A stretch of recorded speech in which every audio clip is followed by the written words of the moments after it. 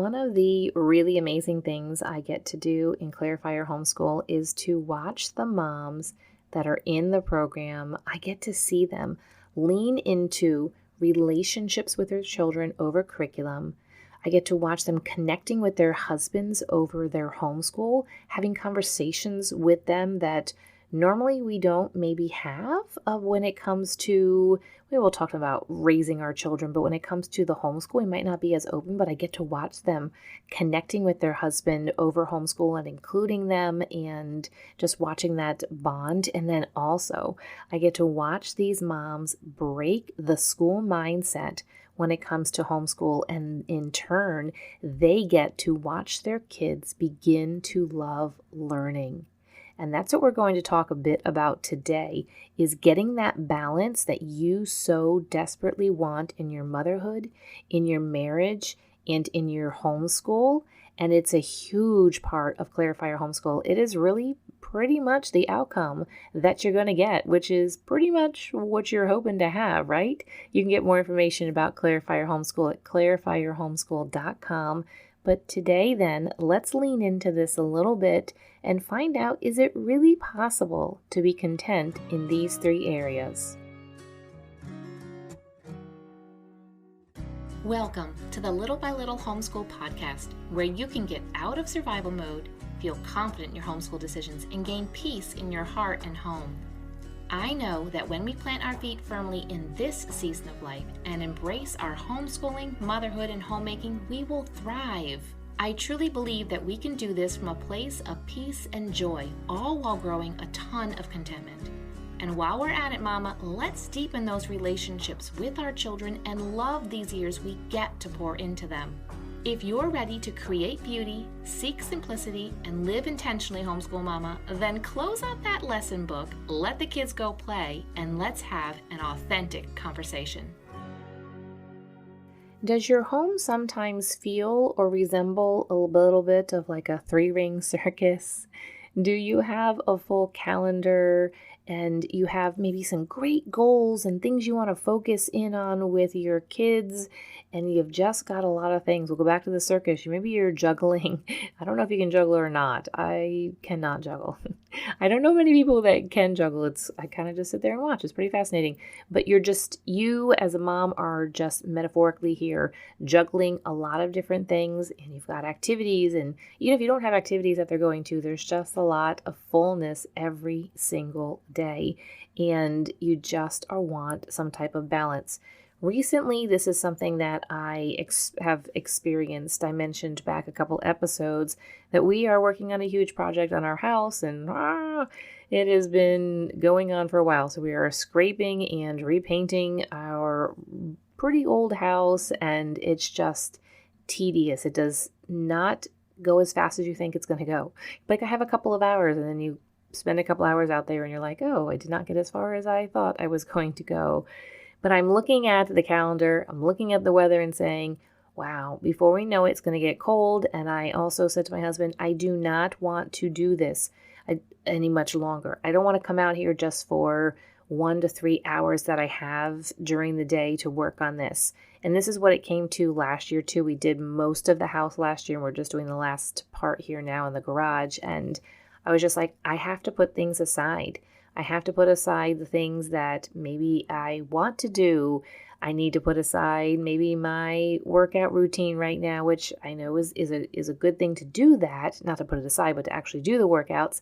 But this is what I had to do last year, and it really is the way that the project got done. And my husband has to work every day, and not that I'm not working, but I'm like, I can rearrange some things. And so balance doesn't always look like it's going to be perfect time, like the time for this, the time for that, the time for this, and it's all exactly equal. And so for this project, and I'm telling you the story because even though maybe the time isn't balanced, and I said I had to put aside things, and I'm just going to get out there as soon as I can in the morning and spend most of the day, except for when I need to come in and eat some meals, and this is what's going to push the project so that we aren't doing this for like the next month. It's maybe only the next week or so is what I said. And so that we can get this done. And I don't want to spend any more time doing this.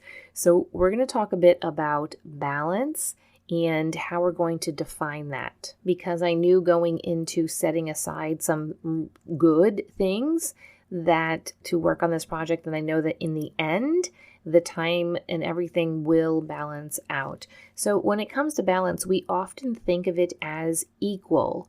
But what is equal? So think about the time when, as a mother, you have young children and they literally take most of the time for you for every single day, right? But then you have a date night with your husband. Now, those two things, you 24/7 with the kids and maybe you go on a date night for 2 or 3 hours, it's not equal time, but it's still a balance because he recognizes all the time that's required for these little ones and even some, big ones too. There's not a time where you just stop pouring into them. It just looks a little bit different. So just know that time doesn't always equal balance, and that's where we can get tripped up when we think about it like, I don't have balance because I'm spending, okay, so maybe your kids are sleeping 10 hours at night, and some of you are like, I wish, but still, then you're thinking I have 14 hours and I'm spending all of those 14 hours with those kids, and then not those kids, your kids, but I'm spending 14 hours with the kids and then they're going to bed and I have 2 hours with my husband. Well, 14 hours and 2 hours is not equal, but just understanding that in that relationship during that season of life, that is balance. You guys maybe have 2 hours. Maybe those 2 hours are spent cleaning up the kitchen or straightening up the house, or maybe it's spent sitting and just reading books next to each other. Maybe it's sitting watching a movie, or maybe it's a fun show that you guys watch, or whatever it is, whatever that time that you take to connect. Just because it's 14 hours and 2 hours and they're not equal in time as far as hours, it doesn't mean that it's any bit less. So another example here would be the very full years that I have experienced with teens, maybe young adults as well. And then my husband and I can maybe get a weekend away after all of these hours and these days and these years with teens and juggling who needs to get here and who needs to get there and this activity and all of the things and this, and they're working here at this job, and then he and I get to get away for a weekend or maybe a night, or maybe we get to go on a business trip like we did this past summer, and it was great for our marriage. So yeah, there was years and years and years that maybe we didn't do something. It was full years with bigger kids and teens. And then we get to get away for a weekend or 4 days or something. And the time is not equal to each other, but still the investment of just the focus during that time, I see it as balancing out. So let's talk about the word content and the fact that the word that contentment, it really is a state of mind. We get to decide, everybody gets to decide to be content. No matter whatever the circumstances are, we get to decide whether there's a lot going on or not a lot going on.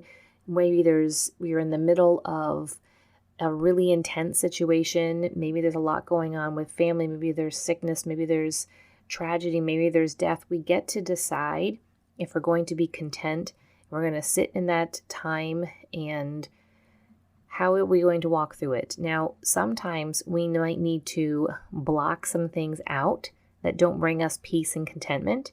For example, maybe you are lacking contentment because you are looking at what other people are doing in their home, or we'll say in their homeschool. You could follow some amazing accounts, say on Instagram, or read their blogs, or follow them on Facebook, or wherever it is. And they are amazing women, and they are leaned into their giftings, and they are sharing about their homeschool, but it breeds a discontentment in you, and you're looking at them and saying, I wish I had what she had. Well, part of the story is that you don't have the whole story. You're just getting a little bit of a snippet. And maybe for a time, you need to step away from reading that blog or following that person on social media. It doesn't mean that what they are doing or what they are sharing or how they are homeschooling, there's anything wrong in that. It is just breeding discontentment in you, and it's really hard to be content when we are really fighting some envy and some jealousy within us. And so then there can come a time, and I've done this too, for when I was doing my home decor blog, I remember being jealous, just honestly, being jealous of the projects and the things and the homes that these other women had. And I had to go and just unfollow them for a little while. And then I came to the point where I realized I had made it about me, and I was focused on me and what I wasn't getting and my discontentment.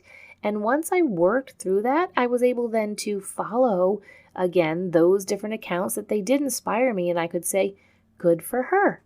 That's really great for her. Good for me that this is my situation and this is my home and this is my budget in order to decorate my home. The same thing goes when it comes to homeschooling.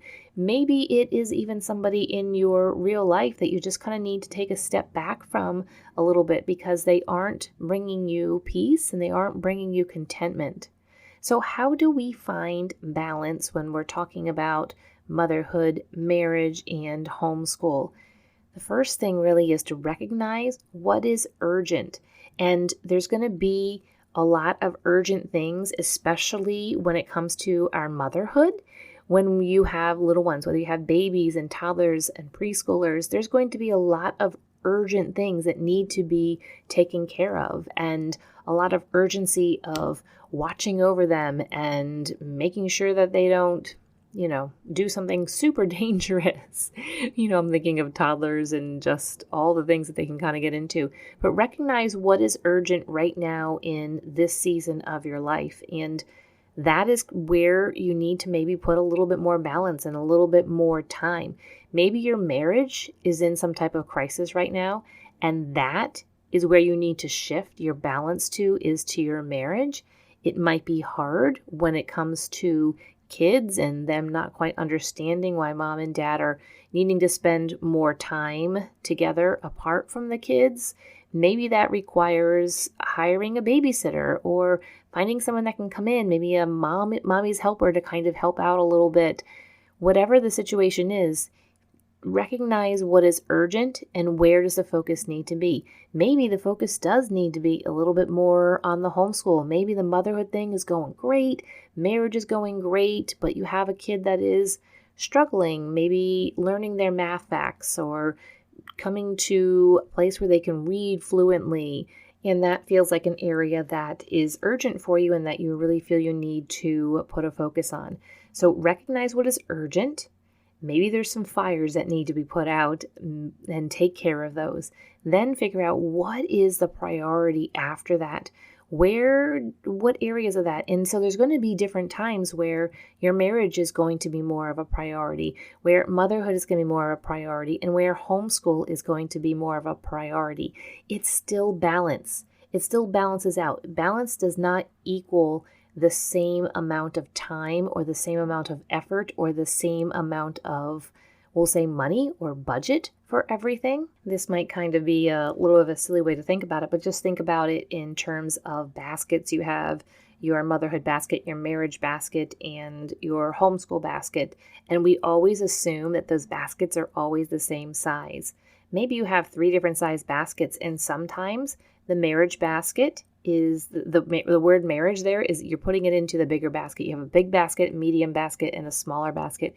Maybe the marriage is in the big basket and the others are in the other 2. And so that needs to be a priority. So that's what I mean when I'm talking about, recognizing what's urgent and putting out some of those fires and then focusing on what is the priority. Now, if homeschool is getting in the way of your relationships when it comes to your relationships with your kids, then homeschool needs to be adjusted. Relationship over curriculum. And that is pretty much opposite of how we were brought up when it comes to the school system and how we think about it. But focus on your relationship. The curriculum will come, and having the relationship and having your children trust you, that you have their best interests in mind, that you've taken the time to really get to know them well. And by getting to know them well, you have found curriculum that's going to support them in their learning. Now, that can even the most hesitant or the kids that are so the highest, we'll say, resistant when it comes to learning and we'll say quote unquote school and education, that can really turn it around. When you're focusing more so on the relationship, the curriculum and the education and the learning, it actually just comes. And I know that might sound super foreign and because you haven't walked that road. And so say you have kids that are maybe 10 years apart and you focus on this and you watch the oldest go through this and you watch it, you focus on relationship and the education, all that, and the character building and just everything, it actually works out. Then think about you have a 1-year-old and how much more confident you will be with that younger one when it comes to actually carrying through with this. Not all of us have that blessing of being able to say, yeah, it worked with the oldest. And so now we have youngers that are quite a bit younger, and I'm confident that this is going to work out well. Not all of us have that, and I have a 5-year difference. And so that's even made a bit of a difference. I'm like, wow, okay, so relationship over the curriculum, relationship over just, checking off the to-do list actually does work. And so at this point, I'm much more confident when it comes to my younger one. And so at this point, I guess maybe just kind of have to take my word for it and take the word for it from all the moms, the homeschool moms that have gone before you, and just trust that relationships will lead to all the other good things that you have planned and the goals and the vision that you have for your family. And because this is a homeschool podcast, I am going to focus a little bit more here on the homeschool part too. And we really need to be careful when it comes to recognizing our balance, or if things are out of whack. We have to be careful that homeschool doesn't become an idol, say, over our marriage. We could really focus on, we could pull the homeschool and the motherhood together, and we really have to watch that it doesn't elevate itself into an idol, into a lowercase g God, that we are so focused on the homeschool and the education that our marriage gets put on the back burner. And also, going along with that, motherhood, we have to be careful that doesn't become an idol over our marriage as well. I know, ouch, that one hurts. That's one, I'll be honest, that I struggle with as well, especially when kids are younger and they just need so much from us moms, right? And that's completely to be expected. We have to watch that those two things, that homeschool and motherhood, that they don't become an idol. They don't become a higher thing. They're something that we worship and something that we focus more on than our marriage. And again, it goes back to, we don't always have to have the same amount of time, but sometimes it goes into quality over quantity. So just taking that time with your husband. I do have some other marriage episodes, and I can link those in the show notes if this is an area where you're struggling. And it can be very, very easy to just say, he's a grown-up, he's fine, he can do everything on his own, and really what he wants, maybe he doesn't need you to do all the things for him, maybe he just wants a little bit of attention just from you and as his wife, and just knowing that someday all these little ones are going to become big ones, and they're going to move out, and they're going to, and right now you're like, don't go there, don't talk about that kind of stuff, but they'll step out because we want them to step out. We want them to have rich lives. We want them to be able to explore the world and create their life just like we have had the opportunity to do so. And then at that point, then there's still the marriage. So don't neglect that. So I'll put some links in the show notes when it comes to marriage. And I know I just threw a lot at you right there, and you're probably just still absorbing it. And I just pray that there's a couple little nuggets there that have blessed you and will encourage you and help you to take that next step in whatever area that is.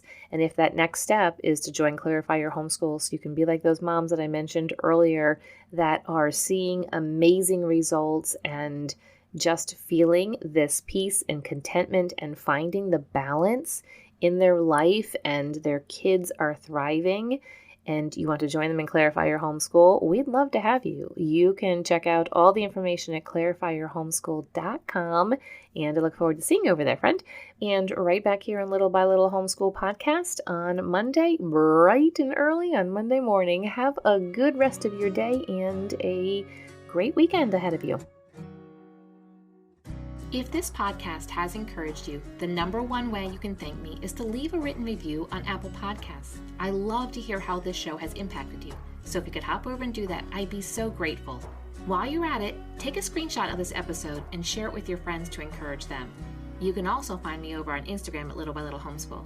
Until next time, have a beautiful day, Mama.